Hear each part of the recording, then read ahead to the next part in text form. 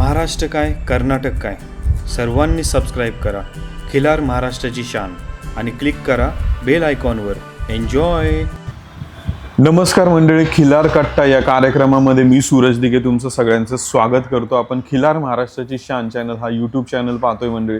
आपण गेले 7 ते 8 वर्षामध्ये तुम्हाला जास्तीत जास्त माहिती देण्याचा प्रयत्न करतोय. तुमचे येणारे प्रश्न त्या प्रश्नांना सोडवण्याचा प्रयत्न करतोय.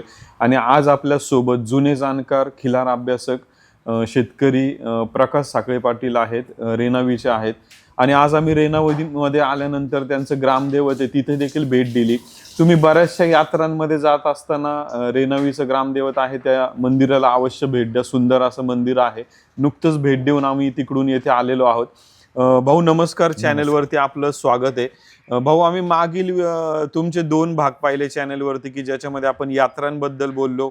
त्याचबरोबर एक मुलाखत तुमची सुंदर होती की एक गायीची मुलाखत पाहिली.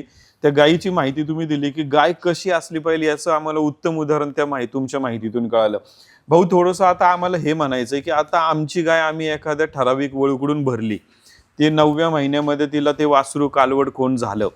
पण आता तिथून पुढचं जवळपास एक आपण असं म्हणूया की वासरू जन्माला आल्यानंतर पुढचे जवळपास आपण एक 6 ते 7 महिने प्रवास कदाचित ते वासरू गायीच्या दुधावर असतं. त्या काळात कदाचित आपलं वरचं काही देणं कमी असेल पण गाईचं दूध जास्त असेल. तर भाऊ, आता आम्हाला बऱ्याचदा असे प्रश्न निर्माण होतात की जन्माला आलेलं वासरू आता ते कुठल्या वळू बैलाचं हे आम्हाला ते आपण विषय बाजूला ठेवू, पण ते जन्माला आल्यानंतर ते बुजारपणा कमी दाखवतंय किंवा त्याची उंची कमी वाढते किंवा ते खातंय पाहिजे तेवढं पण ते अंगालाच लागत नाहीये. तर ह्या सगळ्या गोष्टी, मग ते वासरू नक्की वळू भरायला आम्ही चुकलो का जन्माला आल्यानंतर आम्ही गाईचं दूध द्यायला काही चुकतोय रोजच्या ह्याच्यात काही वैरण किंवा काय, तर हा पुढचा जन्माला आल्यानंतरचा पुढचा टप्प्याचा प्रवास आहे, तर तो कसा असला पाहिजे? आता मुद्दा वासरू जन्माला येणं आणि त्याचं शरीराची पूर्णत्वाकडे वाढ म्हणजे पूर्ण वाढ म्हणजे ज्या हिशोबात त्याचा ग्रोथ झाला पाहिजे त्या हिशोबात होणं. त्यासाठी काय होतं की ज्या वेळेला गाभण काळात आपण तिला जे मिनरल, समजा तुमची गाय जर बांधून राहत असेल, वैरण समजा 1-2च प्रकारची खात असेल, समजा हत्ती घास खात्या किंवा आज कारखाने चालू आहेत आपण बघतोय की काही शेतकऱ्यांच्याकडे कसं होतं की वाड किंवा आपण लावलेला शेतात असेल तो हत्ती घास ह्याची वैरण आहे आणि समजा ते 8व्या-9व्या महिन्यात जर तिला ती वैरणच मिळत असेल तर तिच्याकडे पौष्टिक वैरण तिच्याकडे जाऊ शकत नाही जास्त तिच्या शरीराला. त्यामुळं ज्या वेळेला 8व्या महिन्यापासून जे वासराची ग्रोथ वाढली जाते, हाडं तयार होणं किंवा स्पीड घेणं शरीराचं त्याचं वाढ होण्याचं, तिथं जर कमकुवतपणा राहिला तर ते वासरू जन्मल्यानंतर तुम्ही किती जर ताकद लावली तरी त्या ग्रोथनं ते वाढत. आणि वासरू आतच जर निरोगी आणि निकोप जर वाढलं आणि जन्मलं ते, तर तिथून पुढं गायला जर मिडियम जरी दूध असलं तरी त्याची ग्रोथ वाढते. फक्त त्याची काळजी तिथून पुढची काय घ्यायची आहे आपण की बाबा 1 महिना झाल्यावर त्याला एक 10 ml जंताचा डोस दिला पाहिजे. असं प्रत्येक महिन्याला तुम्ही त्याला जंताचा डोस देत गेलं पाहिजे.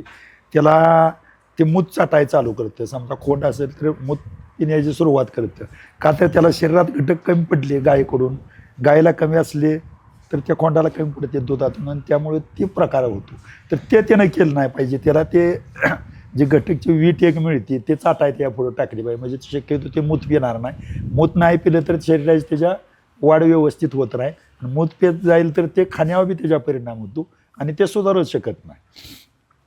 दुसरी गोष्ट अशी आहे की आता तो पळाव क्षेत्राकडे कसा जाईल, तर पळाव क्षेत्राकडे जाण्यासाठी काय आहे की वळू भरताना आपण विचार केला पाहिजे की आपल्याला कोणत्या क्षेत्रात पळायचं आहे. प्रत्येक मालकाची एक इच्छा असते की का, आता आज बघतोय आपण की आज विटा किंवा आमच्या गावापासून जो खालचा भाग आहे की पूर्वेकडला नागज म्हणा किंवा खाली जत, हा कोल्हापूर साईड असेल, सांगली बाजू असेल, ह्या भागात काय होते की कर्नाटक भागात इकडे जनरल पॅटर्न असतो. त्यावेळेस जनरलला कसा बैल पाहिजे, त्या जनरलला ज्याला खोंड पळवायचा आहे, ज्याच्या गायीचा खोंड पळणार आहे, त्या टप्प्यातल्या लोकांच्या गायीचा कसा खोंड त्याला पाहिजे वाटतं की आपल्याला जनरलला पळायला पाहिजे, हिनं गाड्या मारल्या पाहिजेत. मग त्यावेळेला त्या पॅटर्नमधला कुठला ओळू आहे तुमच्या आवडीचा, त्या पद्धतीचा ओळू आहे का कुणाकडं की ह्या वळूचा खोंड झाला तर आपल्या कामासाठी जनरलला पळू शकतो, त्या पद्धतीचा वळू त्यांनी भरला पाहिजे. ज्यांना फायनल पद्धतीला पळायचं आहे त्यांनी फायनल पद्धतीला कुठला वळू चालेल, कुठल्या वळूचं वासरू पळेल फायनल पद्धतीत, त्यांनी त्या पद्धतीचा वळू भरला पाहिजे. आणि ज्यांना आज पुन्हा गाडा पद्धतीला आहे. तर आज गाडा पद्धत काय आपल्या भागात आमच्या म्हणजे इथं नाही. जिथं गाई आणि वासरं मिळतेच चांगली त्या भागात इथं गाडा पद्धत नाही. त्यामुळे एक जनरल किंवा दुसरी फायनल ह्या पद्धतीचा वळू बघितला जातो. आणि जनरलचं कसं असतं की जनरलचं वासरू तुमच्या गाडा पद्धतीला पुणे भागाला पळू शकतं. जे होतंय कसं आणि ज्याला वळू क्षेत्राकडे जायचं आहे किंवा एक चांगली जातीवंत आता शर्यत क्षेत्र आलं की तिथं तिकूनपणा बघितला जात नाही. तिथं चंचलपणा वळूचा बघितला जातो. दिकूनपणा थोडी लोक बघते, थोडी पोटावर नाही इतपत म्हणते जरा वळू थोडा देखणा पाहिजे होता, म्हणजे जरी नाही पळाला तरी आपला उद्या भविष्यात दारात एक चांगला बैल बांधता येईल किंवा उद्या मी ज्या वेळेला विकीन त्यावेळेला मार्केटमध्ये मला 2 रुपये जास्त मिळतील, चांगला आहे म्हणून. पण शर्यतीसाठीच जर असेल तर तिथं दिकून पण बघितला जात नाही, तिथं बघितला जातो त्याचा चंचलपणा आणि बुजारपणा. मग ह्या पद्धतीचा जो ओळख असेल त्या पद्धतीचा जो ओळख आपण भरला पाहिजे. आणि काय मग राहिलेली जे 25% लोक असतील किंवा 30% 100रातली त्या लोकांचं मत काय असतं की बैल 2 टप्प्यात तयार झाला पाहिजे. एक शर्यतीला पळाला पाहिजे आणि नाही शर्यतीला पळाला तर चालेल, दारात होणारी वस्तू ही एक जातीची आणि चांगली झाली पाहिजे. कालवड झाली तर एक जातीवंत गाय तयार आपल्या दारात झाली पाहिजे आणि खोंड झाला तर एक चांगल्या पैशानं वळूसाठी विकला पाहिजे. तिकडं नाही विकला तर इकडं पळाला पाहिजे. ह्या पद्धतीचा एक वळू म्हणजे असे 3 पॅटर्नमधले 3 विभागात ही वळूची विभागणी केली होती. भाऊ आता जसं तुम्ही म्हणले की तुम्ही वळू कसा निवडला पाहिजे हे बघितलं पाहिजे. आता मला एक विचारायचं आहे की जसं तुम्ही म्हणताय की शर्यत प्रकारामध्ये जर तुम्हाला वासरूचा जन्म म्हणजे वासरू गेलं पाहिजे तर शर्यतीमध्ये पण कुठल्या शर्यतीचा तोही विचार केला तोही केला पाहिजे. नुसतं शर्यत क्षेत्रात जाईल असं नाही, नाही असं नाही होणार. मग एवढं बारकाईने ते बघितलं पाहिजे. कसं आहे माहिती आहे का, तेवढ्या बारकाईनं ज्याने बघितलंय तेच आज टॉपला आहेत. आज मला सांगा जी 1 नंबरला वर बैल पळतात, पैसेवाल्यांची पळतात हे मान्य आहे आम्हाला की पैसा आहे, ठीक आहे.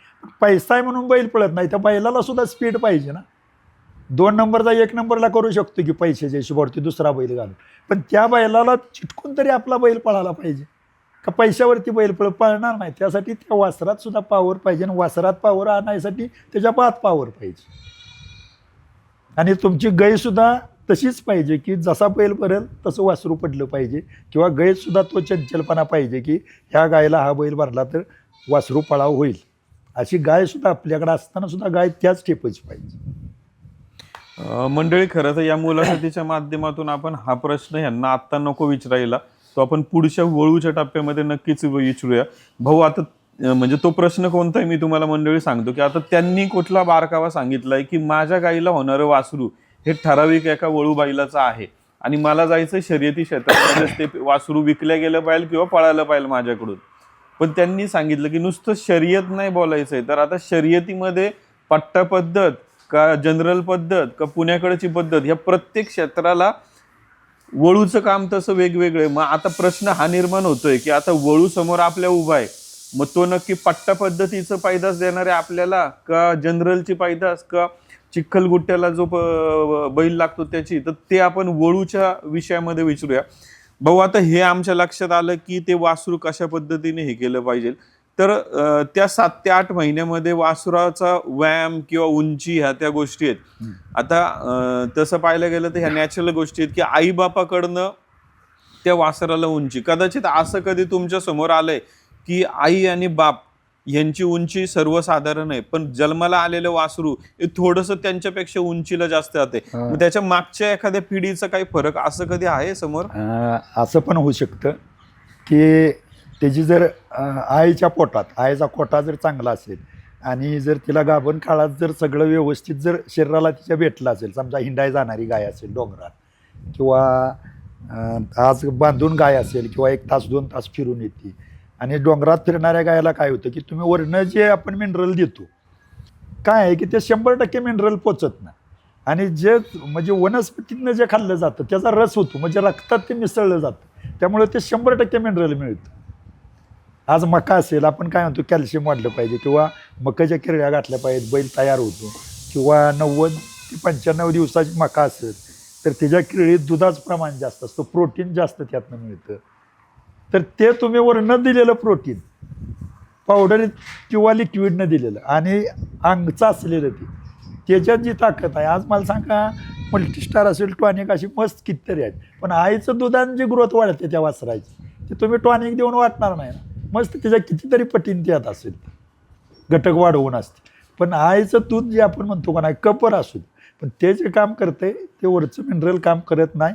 आणि तेच जर घटक त्या गायला जर व्यवस्थित मिळले, त्याच्या मागल्या पिढीत समजा एखादा असेल किंवा वळूच्या पिढीत एखादा, त्याचा वडील आजा सगळी वयानं म्हणजे शरीराने दिपाड असतील, आणि चुकून त्या वळूला जर लहानपणी त्याचे जर म्हणजे आपण कुमकुवतपणा म्हणजे त्याला जर दूध व्यवस्थित मिळलं नसेल, आणि त्यामुळं तो एखाद्या वेळेस लहानपण राहिला असेल, आणि मागल्या पिढीच्या आजोबांच्या जी हाडाची जी आपण म्हणतो तब्येत, तशी जर त्या वासराला मागल्या पिढीतून जर पुढं आलं अनुवंशिकपणा, तर ते वासरू आईवडिलापेक्षा 100% मोठं होऊ शकतं. भाऊ धन्यवाद. खरं तर आज या मुलाखतीच्या माध्यमातून आम्हाला थोडंसं ही माहिती मिळाली की वासरू जन्माला आल्यानंतर त्याच्या पुढच्या काळात कशा पद्धतीने त्याचं संगोपन किंवा ते कशा पद्धतीने होतंय, तर या दृष्टीचा विचार आम्ही करू शकतो. अशाच प्रकारे मंडळी आपण या मुलाखतीला आता येथे थांबूया आणि पुढच्या भागामध्ये आपण वळू क्षेत्राबद्दल एक बारकाव्याचा प्रश्न आपण विचारणार आहे, त्याच्यावर जास्तीत जास्त चर्चा करूया. तो आपण मगाशी सांगितलेलाच आहे. आणि अशाच प्रकारची अधिक माहिती पाहत राहा. भाऊ खूप खूप धन्यवाद. आज तुमच्या माध्यमातून आज आम्हाला सर्व शेतकऱ्यांना, नवीन खिलार पालकांना बरीचशी माहिती मिळाली. आणि मंडळी, खिलार महाराष्ट्राची शान या चॅनलच्या माध्यमातून आपण मायक्रोचिप बसवतोय, त्या संदर्भातली देखील एक खास मुलाखत आपण लवकरच तुम्हाला दाखवणार आहोत. धन्यवाद. खिल्लार महाराष्ट्राची शान.